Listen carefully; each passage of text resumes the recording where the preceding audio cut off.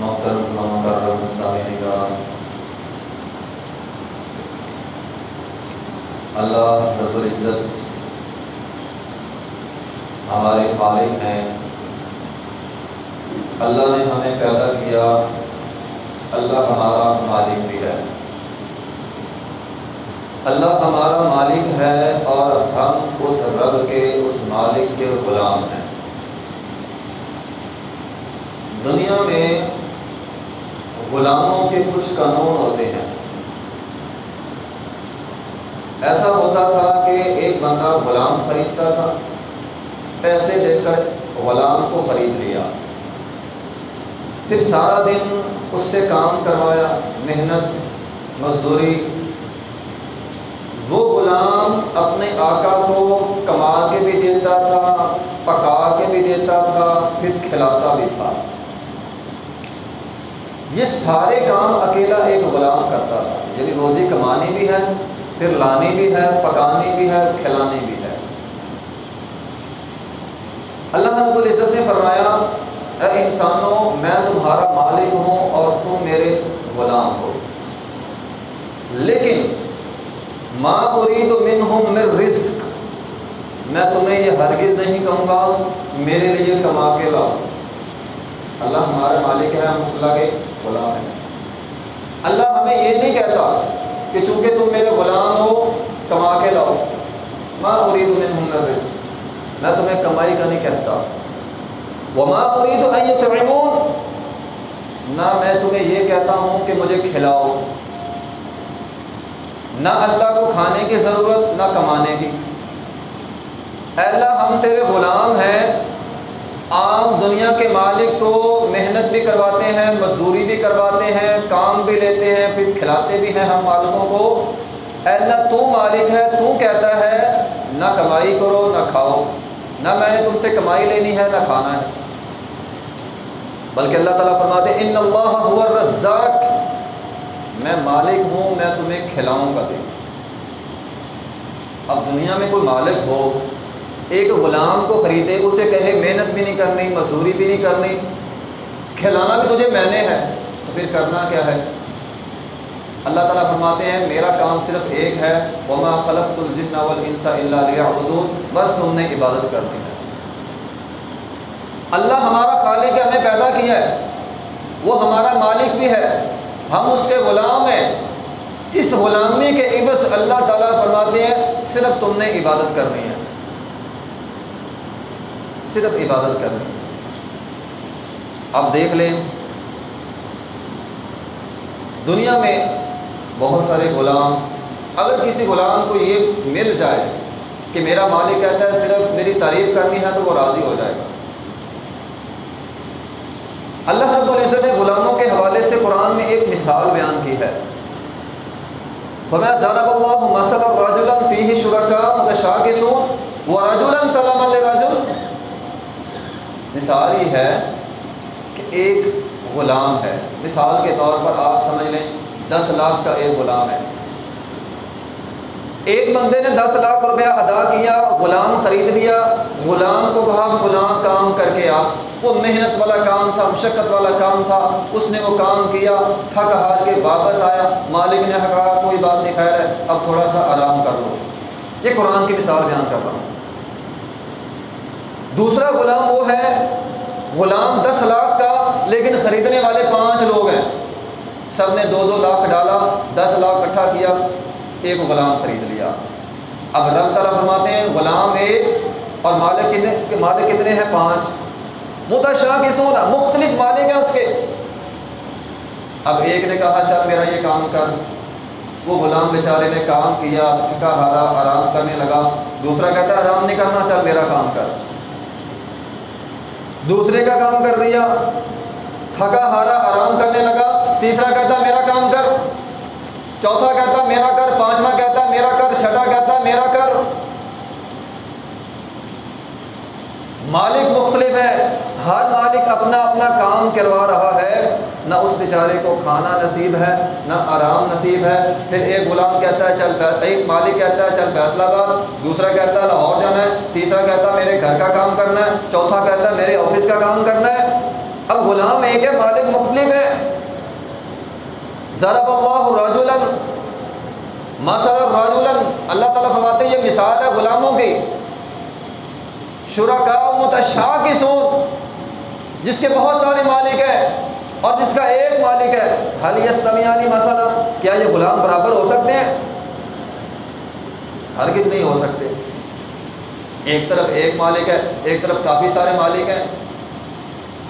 تو رب تعالیٰ فرماتے ہیں یہی بات تمہیں سمجھانا چاہتا ہوں، بندوں کی غلامی سے نکلو، ایک رب کو مالک بنا لو، ایک رب کی عبادت کر لو، صرف ایک رب کی۔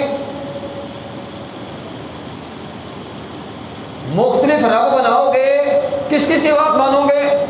ایک رب کہے گا فلاں کے پاس جاؤ، دوسرا کہے گا فلاں کرو، تیسرا رب کہے گا فلاں کرو۔ رب تعالیٰ فرماتے ہیں بندوں کی غلامی سے نکلو، رب کو مالک بنا لو، یا بندوں کے بنائے ہوئے خداؤں سے نکلو، ایک خدا کو بنا لو۔ محترم بھائیوں، یہی مثال ہے دو قومی نظریے کی۔ یہ جو ہم سنتے رہتے ہیں دو قومی نظریہ، دو قومی نظریہ، وہ ہوتا کیا ہے؟ وہ یہ ہے، ایک طرف مسلمان جن کا ایک خالق، ایک مالک، ایک خدا تھا، دوسری طرف ہندو تھا بر صغیر میں، جن کے خدا سینکڑوں میں نہیں، ہزاروں میں نہیں، لاکھوں میں نہیں، کروڑوں میں تھے۔ وہ کہتے تھے کروڑوں خداؤں کی عبادت کرو۔ اسلام کہتا ہے ایک خدا کی عبادت کرو۔ هل یستویان مثلا، ہم ان کے برابر ہو ہی نہیں سکتے۔ انہوں نے مختلف رب بنائے ہوئے ہیں۔ دیکھو نا بندہ کتنا پھنس جائے گا جب بندے کو پتہ چلے رزق دینے والا فلاں خدا ہے، اس کے پاس جاؤ۔ اب اس نے صحت مانگ لی ہے، نہیں جی نہیں، صحت اس مندر سے نہیں ملتی، صحت ملے گی فلاں مندر میں، دوسرے شہر میں۔ وہ بیچارہ دوسرے شہر میں گیا، اولاد چاہیے فلاں مندر میں، رزق چاہیے فلاں مندر میں۔ اسلام کتنا پیارا دین ہے، ایک ہی رب ہے، فرمایا رزق بھی اسی سے مانگو، اولاد بھی اسی سے مانگو، مشکلیں بھی وہی حل کرے گا، صحت بھی وہی حل کرے گا، اور پھر کہیں جانے کی ضرورت نہیں ہے۔ نحن اقرب الیہ من حبل الورید، تمہاری شاہ سے زیادہ قریب ہے، گھر بیٹھ کے مانگتے رہو۔ یہ تھا دو قومی نظریہ، ایک طرف ایک خالق، ایک مالک، اور ایک مالک کے ہم غلام، دوسری طرف سینکڑوں خدا۔ بلکہ ہندوؤں کے ہاں ان کا ایک نظریہ ہے ہمارس کا نظریہ، اس کے تحت وہ کہتے ہیں ہر چیز میں خدا ہے، کالا کوا وہ بھی خدا، کالا کتا وہ بھی خدا، بھینس بھی خدا، گائے بھی خدا، اونٹ بھی خدا، ہر چیز خدا ہے۔ یہ سورج بھی ہوتا ہے، یہ چاند ہے، یہ فلاں ہے، یہ فلاں ہے، حتیٰ کہ ہندو کا اتنا غلیظ ترین عقیدہ ہے وہ تو پیشاب کی بھی عبادت کرتے ہیں۔ انسانوں کی شرمگاہیں بھی ان کے لیے خدا ہے، ان کی وہ پوجا کرتے ہیں۔ کبھی تنہائی میں بیٹھ کر ذرا اس بات کو غور کریں، ہمارے بڑوں نے جو قربانیاں دی ہیں نا، کس لیے دی ہیں؟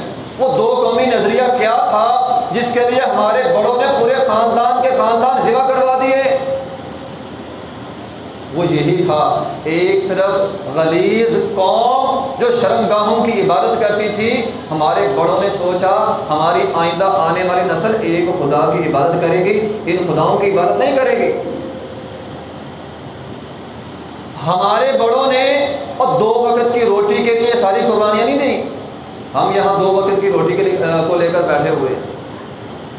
ان کا نظریہ تھا آنے والی نسل آزادانہ اللہ اکبر کہہ سکے، ایک اللہ کو مان سکے۔ آپ لوگوں میں شاید کوئی ایسا بزرگ بیٹھا ہو، یا ہمارے معاشرے میں ایسے بزرگ موجود ہیں جنہوں نے تحریک پاکستان میں حصہ لیا ہے۔ آپ اندازہ لگائیں ذرا اس بزرگ پہ کیا بیت رہی ہوگی جس نے آزادی کے چکر میں اپنے خاندان کے 20 افراد کٹوائے، صرف اس لیے کہ میں اس ملک میں جا رہا ہوں جہاں اللہ اکبر ہوگا، اور اسی کے سامنے اسی کے پوتے، اسی کے پڑ پوتے بھگوان کا نام لیں۔ اور اس کو چھوڑنے کے لیے تو ہم نے قربانیاں دی، آج یہ چھوٹے چھوٹے بچے ہیں بھگوان کا نام لیتے ہیں۔ وہ سارا دن ٹیلی ویژن دیکھتے رہتے ہیں، کارٹون دیکھتے رہتے ہیں، وہاں بھگوان ہے، ہنومان ہے، وہ سارے ان کو دیکھ دیکھ کر یہ ہمارے بچے ان کا نام لے رہے ہیں۔ آزادی کا مقصد اللہ اکبر تھا، لا الہ الا اللہ تھا، اللہ کو ماننا تھا، وہ مقصد فوت ہو گیا۔ جس مقصد کے لیے قربانیاں دی تھی آج وہ مقصد ہمارے معاشرے میں ختم ہوتا جا رہا ہے۔ نئے بچوں کو پتہ ہی نہیں دو قومی نظریہ کیا ہوتا ہے۔ اسکولوں میں، کالجوں میں، میٹرک میں، کالجوں میں ہم مطالعہ پاکستان میں پڑھ تو لیتے ہیں، بچوں کو سمجھ ہی نہیں دو قومی نظریہ کیا ہے۔ انہیں بس وہ نکات پڑھا دیے جاتے ہیں، بس ٹھیک ہے رٹا لگا لو۔ اصل میں یہ دو قومی نظریہ تھا، ہندو الگ قوم، مسلمان الگ قوم، مسلمانوں کا ایک رب، ہندوؤں کے کروڑوں خدا۔ ہم اس غلیظ قوم کے ساتھ ہرگز نہیں رہ سکتے جو پیشاب پینے والے قوم ہے۔ ہم اپنی نئی نسل کو ان کے ساتھ نہیں رکھ سکتے۔ اس بات کے لیے انہوں نے قربانیاں دی۔ اور ہمارا مذہب کتنا پیارا مذہب ہے جو اللہ رب العزت نے آسمان سے اتارا ہے۔ ہم اس مذہب کے ماننے والے ہیں، اس دین کے ماننے والے ہیں جو اللہ نے آسمان سے اتارا ہے۔ اور ہندو، آپ کو شاید پتہ ہو، جو ہندو دھرم ہے، ہندو مذہب ہے، ان کے جو وید ہیں وہ یجر وید اور اتھر سام وغیرہ، وہ جو کتابیں ہیں ان کی مذہبی کتابیں، ہندو مذہب کا کوئی ایک بھی بانی نہیں ہے۔ اسلام کہتے ہیں نا ہمارا مذہب اللہ نے آسمان سے اتارا، ہندو مذہب کا کوئی بانی نہیں ہے۔ جتنی ان کی بنیادی کتابیں ہیں وید وغیرہ، وہ ساری آباء و اجداد کی روایات ہیں۔ کہ تمہارا دین کیا ہے؟ باپ دادا کے قصے۔ وہ باپ دادا کے قصے ان کا دین بن گیا، ان کی روایت بن گئی، ان کا مذہب بن گیا۔ ہمارا دین تو اللہ نے آسمان سے نازل کیا ہے، ان کا دین باپ دادے کی روایت ہے۔ وہ اس وقت جو ہندو بنیا ہے، ٹھیک یہ وہی قوم ہے جو نبی علیہ السلام کے زمانے میں مشرکین مکہ تھے۔ انہیں نبی علیہ السلام فرماتے ہیں قرآن کے اندر ہے وَإِذَا قِيلَ لَهُمُ اتَّبِعُوا مَا أَنزَلَ اللَّهُ، انہیں کہا جاتا تھا اس دین کو مانو جو اللہ نے آسمان سے اتارا ہے۔ آگے سے کہتے تھے قَالُوا بَل نَتَّبِعُ مَا أَلْفَيْنَا عَلَيْهِ آبَاءَنَا، ہمیں تو وہی دین کافی ہے جو ہمارے آباء و اجداد لے کر آئے ہیں۔ ہندو بنیا بھی آج کا یہی کہتا ہے ہمیں وید کافی ہیں جو ہمارے آباء و اجداد کی روایات ہیں، ہمیں ایک مذہب نہیں چاہیے، ایک خدا نہیں چاہیے۔ آج کے ہندو میں اس دور کے مشرک میں کوئی فرق نہیں تھا۔ اس حوالے سے وَإِذَا قِيلَ لَهُمْ تَعَالَوْا إِلَىٰ مَا أَنزَلَ اللَّهُ، انہیں کہا جاتا تھا اس مذہب کی طرف آ جاؤ، اس دین کی طرف آ جاؤ جو اللہ نے آسمان سے اتارا ہے۔ آگے سے کہتے تھے قَالُوا حَسْبُنَا مَا وَجَدْنَا عَلَيْهِ آبَاءَنَا، ہمیں ہمارے باپ دادا کا دین کافی ہے۔ آپ ہندو سے پوچھ لیں تمہارے دین کی، تمہارے مذہب کی ابتدا کیا ہے، بانی کون ہے، نہیں پتا۔ آباء و اجداد کی روایات ہیں، بس انہیں کو انہوں نے دین بنایا ہوا ہے۔ مشرکین مکہ سے کہا جاتا تھا کہ وَإِذَا فَعَلُوا فَاحِشَةً قَالُوا وَجَدْنَا عَلَيْهَا آبَاءَنَا، اور یہ فحاشی اور یعنی کیوں کرتے ہو؟ کہتے تھے دلیل کیا ہے، ہمارے باپ دادا کرتے تھے۔ آج ہندو بھی اوریانی فحاشی میں آگے ہے، کیوں کرتے ہو؟ باپ دادا کرتے تھے۔ مشرکین مکہ کعبۃ اللہ میں بغیر لباس کے ننگے طواف کرتے تھے، اتنی فحاشی اوریانی تھی ان کے اندر۔ اور آج کا ہندو بنیا آپ دیکھ لیں، خواتین کے لباس کم سے کم تر ہو گئے، اب تو لباس نام کی چیز ہی ختم ہو گئی ہے۔ اور آج پاکستان کی بیٹی، امت مسلمہ کی بیٹی، وہ بھی ہندو کے نقش قدم پہ چل رہی ہے، میرا لباس بھی کم سے کم تر ہونا چاہیے، اس کے بغیر تو ٹک ٹاک بنتا نہیں ہے، یوٹیوبر بنتا نہیں ہے، ارننگ آتی نہیں ہے۔ لباس کم ہوگا تو آئے گی بھی کیا چھوڑ کے جا رہے ہو دنیا میں؟ لباس کم کر کے کروڑوں روپیہ کما لو گے، سانس نہیں ختم ہونی۔ وہ کوٹھیاں بنگلے لے لیے، لباس کم کر کر کے ہم ہندوؤں کے نقش قدم، آج پاکستان کی نوجوان نسل ہندو کے نقشے قدم پہ چل رہی ہے، لباس کم کرتے جاؤ پیسے ملتے جائیں گے۔ یہ فحاشی عریانی کرنا ان کا کام تھا، ہمارا نہیں تھا۔ نبی علیہ الصلوۃ والسلام کی حدیث ہے، صحیح مسلم کے اندر بھی موجود ہے، نبی علیہ الصلوۃ والسلام نے فرمایا، ام سلمہ رضی اللہ عنہ راوی حدیث ہے، فرمایا آپ رات کو سوئے ہوئے تھے، اچانک اٹھ گئے۔ بیوی پوچھتے ہیں آپ اچانک کیوں اٹھے؟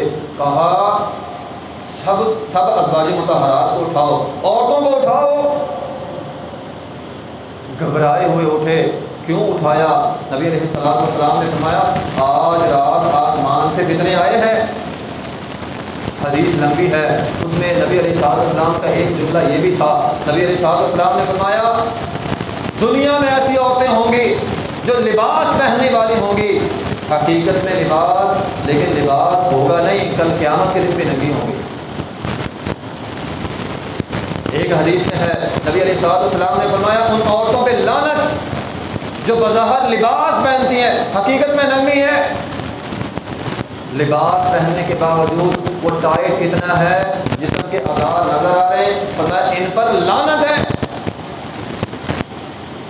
اور آج کی پاکستان کی بیٹی، امت مسلمہ کی بیٹی چند پیسوں کے لیے اپنا لباس ہندوؤں کے نقشے قدم پر چلتے ہوئے کام کر رہی ہے۔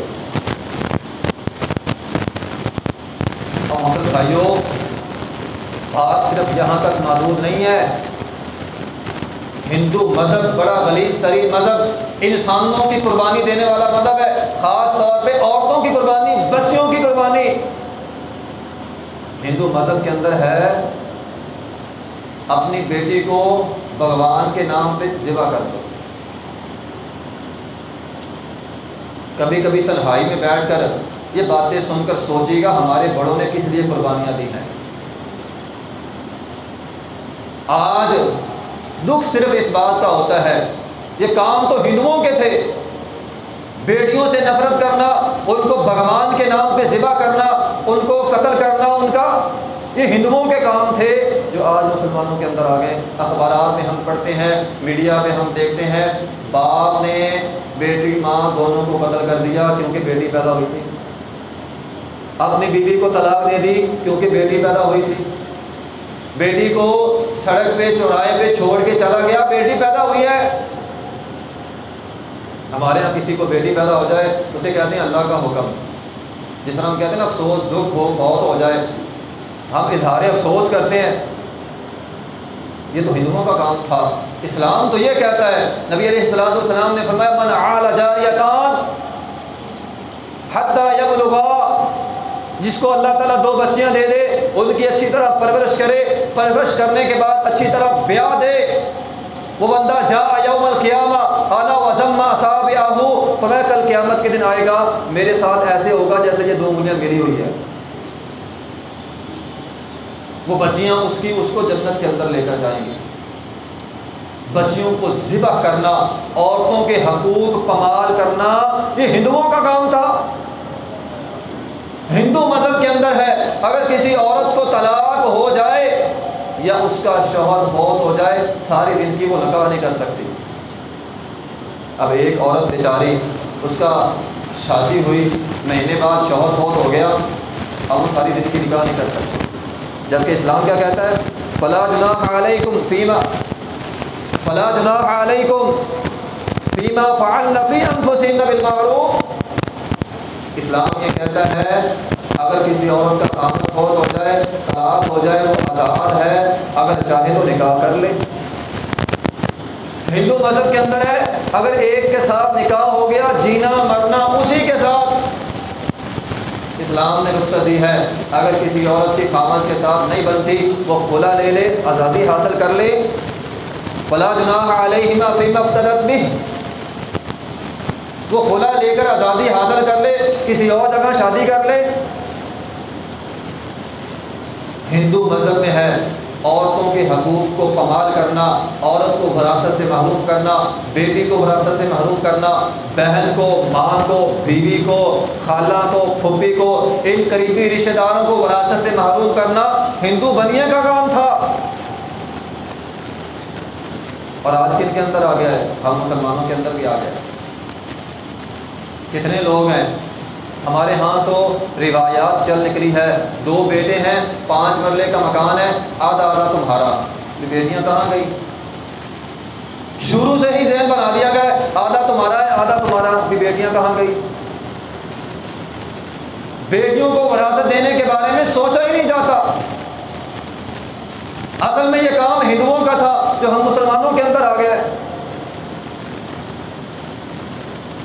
وراثتوں کے حقوق کو پامال کیا انہوں نے، جبکہ اسلام کیا کہتا ہے؟ للرجال نصیب مما ترک الوالدان والاقربون وللنساء نصیب مما ترک الوالدان والاقربون مما قل منه او کثر۔ اسلام کہتا ہے وراثت کا مال تھوڑا ہو ہوتا ہو عورتوں کو حصہ ملے گا۔ 1 لاکھ بھی کیوں نہیں ہے، اس میں سے بیٹی کو بہن کو حصہ ملے گا۔ جبکہ ہندو بنیا کہتا ہے کچھ نہیں۔ اور پھر ہمارا اسلام کتنا پیارا مذہب ہے، ہندو بنیا مردوں کو جلاتے ہیں۔ یہ 2 قومی نظریہ سمجھیں، ہمارے بڑوں نے کس لیے قربانیاں دی ہیں، وہ مردوں کو جلاتے ہیں۔ اور اسلام کیا کہتا ہے؟ پیار کے ساتھ نہلاؤ، کفن پہناؤ، خوشبو لگاؤ، چارپائی پہ لٹاؤ، قبرستان لے جاؤ، جنازہ پڑھو، اپنے ہاتھوں سے قبر میں اتارو، اس کے لیے مغفرت کی دعائیں کرو۔ کتنا پیارا مذہب ہے۔ اور وہاں باپ مر جائے اپنے ہاتھ سے آگ لگا دو، باپ مر جائے ہاتھ سے آگ لگا دو۔ یہ ہندوؤں کا مذہب ہے۔ مرنے والوں کو بھی معافی نہیں ہے، اتنا غلیظ مذہب ہے یہ، جس سے ہمارے بڑوں نے ہمیں آزادی لے کر دی ہے۔ مرنے والوں کو بھی ہمارے مذہب میں دفنانا ہے۔ اللہ رب العزت فرماتے ہیں الم نجعل الارض کفاتا احیاء و امواتا، زمین زندوں کو بھی اپنے اندر سمیٹتی ہے، مردوں کو بھی سمیٹتی ہے۔ زندوں کی غلاظت، زندوں کا جو کچھ ہے زمین اپنے اندر سمیٹ لیتی ہے، مرنے والوں کو زمین اپنے اندر سمیٹتی ہے۔ اسلام مردوں کو دفن کرتا ہے۔ پھر ہندوؤں میں ذات پات کا بہت مسئلہ ہے۔ ایک اونچی ذات ہے، ایک نیچی ذات ہے، ایک برہمن ہے، ایک شودر ہے۔ شودر برہمن کے ساتھ نہیں بیٹھ سکتا۔ برہمن اونچی ذات ہے، شودر نیچی ذات ہے۔ نچلی ذات والا اوپر والی ذات والے کے ساتھ نہیں بیٹھ سکتا۔ جبکہ اسلام کیا کہتا ہے؟ انما المؤمنون اخوہ، سب آپس میں بھائی بھائی ہیں۔ مدینہ کے اندر نبی علیہ الصلوۃ والسلام صحابہ اکرام کے ساتھ بیٹھا کرتے تھے۔ صحابہ نے کہا اللہ کے رسول ہم آپ کے لیے تکیہ بچھا دیتے ہیں، ہم آپ کے لیے بستر لگا دیتے ہیں، آپ کے لیے مسند سجا دیتے ہیں، آپ اوپر بیٹھا کریں تاکہ آپ کی شناخت ہو جائے۔ نبی علیہ الصلوۃ والسلام نے فرمایا نہیں، میں تمہارے ساتھ بیٹھوں گا۔ جبکہ ہندوؤں کے اندر کیا ہے؟ ساتھ نہیں بیٹھ سکتا۔ کیوں نہیں ساتھ بیٹھ سکتا؟ وہ جی برہمن بھگوان کے سر سے پیدا ہوئے ہیں، شودر بھگوان کے پاؤں سے پیدا ہوئے ہیں، اس لیے ساتھ نہیں بیٹھ سکتے۔ ہندو مذہب کے اندر ہے اگر کوئی برہمن کسی شودر کو قتل کر دے، بطور قصاص برہمن کو قتل نہیں کیا جائے گا، وہ اونچی ذات والا ہے۔ اور ہمارے ملک میں کیا ہے؟ یہ کراچی حادثہ ہوا، روڈ ایکسیڈنٹ ہوا، ہم سب جانتے ہیں۔ وہ بظاہر اس عورت کی حالت نشے والی تھی، وہ بیچارے غریبوں کو کچل کے چلے گئی، اب اسے بچانے کی کوشش کی جا رہی ہے۔ طاقتور ہے اسے بچاؤ، غریب کے خون کی کیا قیمت؟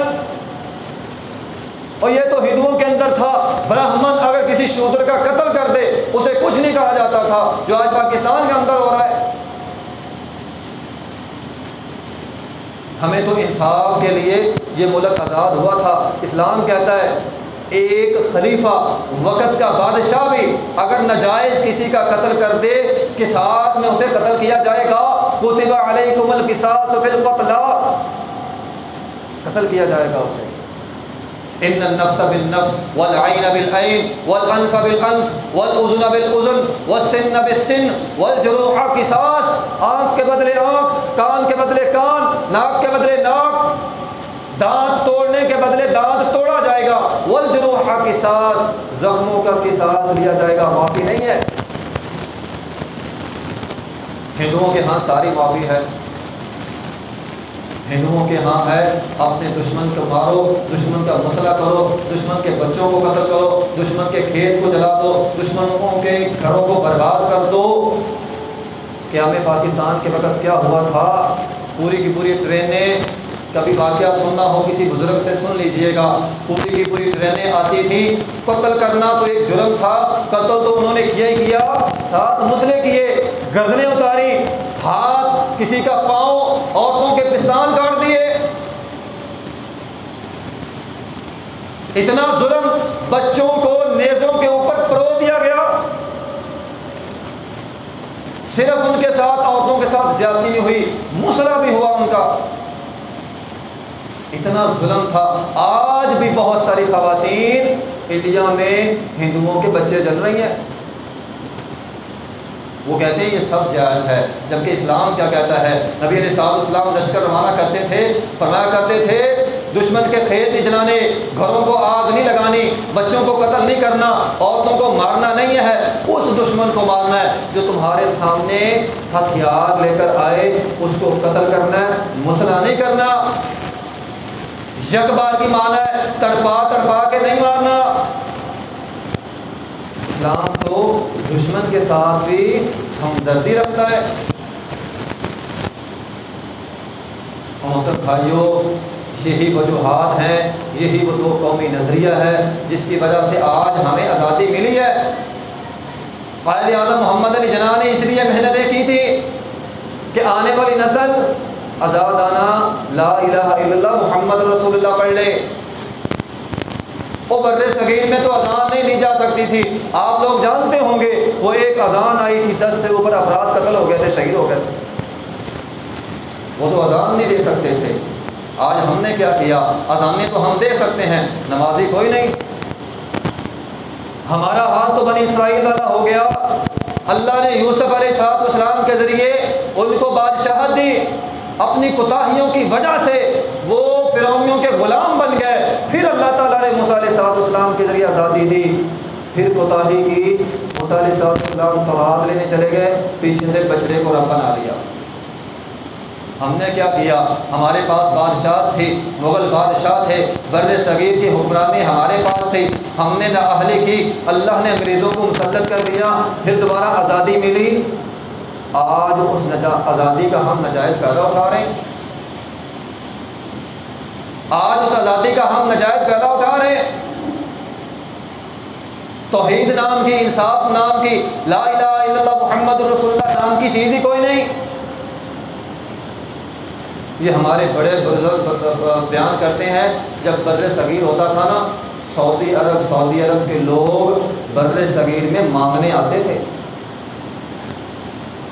کراچی کے لوگ، کراچی کے تاجر سعودی عرب کے مدارس چلایا کرتے تھے، اتنا غریب ملک تھا۔ پھر اچانک کیا ہو گیا؟ آج وہ امیر ملک بن گیا ہے۔ کبھی غور کیا ہے؟ آج ہمارے اوپر بھی IMF کو مسلط کیا ہوا ہے، معیشت کا رونا ہم ہر روز روتے ہیں، وجہ کیا ہے؟ ذرا نوٹ کریں، سعودی عرب کے اندر آ کر کیا ہو گیا؟ وہ ملک غریب سے امیر بن گیا۔ محترم بھائی، انہوں نے کیا کیا؟ انہوں نے توحید کو نافذ کیا، انصاف کیا، چور کا ہاتھ کاٹا گیا، بدکار کو رجم کیا گیا، قتل کرنے والے سے قصاص لیا گیا، اللہ کا نام بلند کیا گیا، لا الہ الا اللہ محمد رسول اللہ کو بلند کیا گیا۔ اللہ نے اس کے لیے زمین کے خزانے کھول دیے۔ رب تعالیٰ قرآن میں فرماتے ہیں وَلَوْ أَنَّ أَهْلَ الْقُرَىٰ آمَنُوا وَاتَّقَوْا لَفَتَحْنَا عَلَيْهِمْ بَرَكَاتٍ مِّنَ السَّمَاءِ۔ یہ کام ہمارے کرنے والے ہیں محترم بھائیوں۔ پورے جمعے کا مقصد یہ ہے، آزادی لی تھی اللہ کے لیے۔ وَلَوْ أَنَّ أَهْلَ الْقُرَىٰ، حدیث کے اندر آیا ہے، نبی علیہ السلام سے پوچھا گیا تھا، ایسے حکمران آ جائیں جو عوام کا خیال نہ رکھے، ہم عوام نے کیا کرنا ہے؟ نبی علیہ السلام نے فرمایا تھا تم اپنا حق ادا کرو، حکمرانوں کے بارے میں پوچھا جائے گا، ہمارا حق کیا ہے؟ وَلَوْ أَنَّ أَهْلَ الْقُرَىٰ آمَنُوا وَاتَّقَوْا، قرآن کہتا ہے اگر بستی والے عوام، قرآن نے حکمرانوں کو مخاطب نہیں کیا، فرمایا اگر عوام اللہ سے ڈرنے والے بن جائیں، لفتحنا علیہم برکات من السماء والارض، اللہ زمین کے خزانے کھول دے گا۔ عرب کے اندر، سعودی عرب کے اندر زمین پھٹی، تیل نکلا، اللہ نے ان کے حالات بدل دیے۔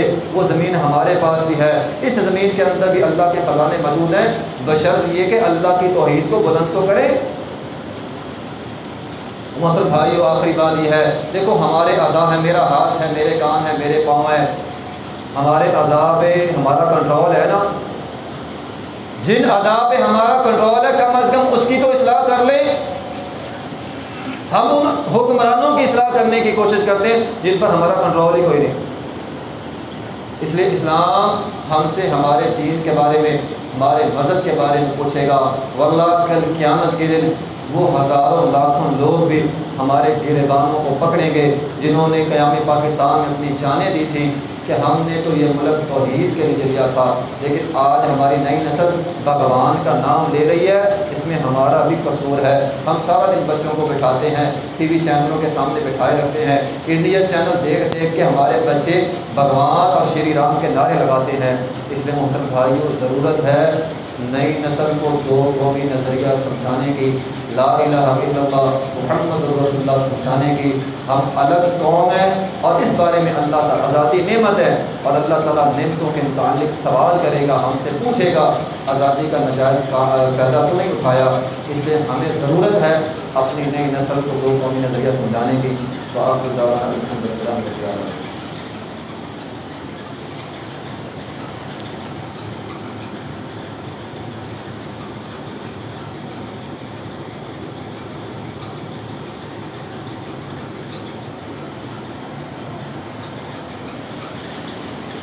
الحمد لله إن الحمد لله نحمده ونستعينه ونستغفره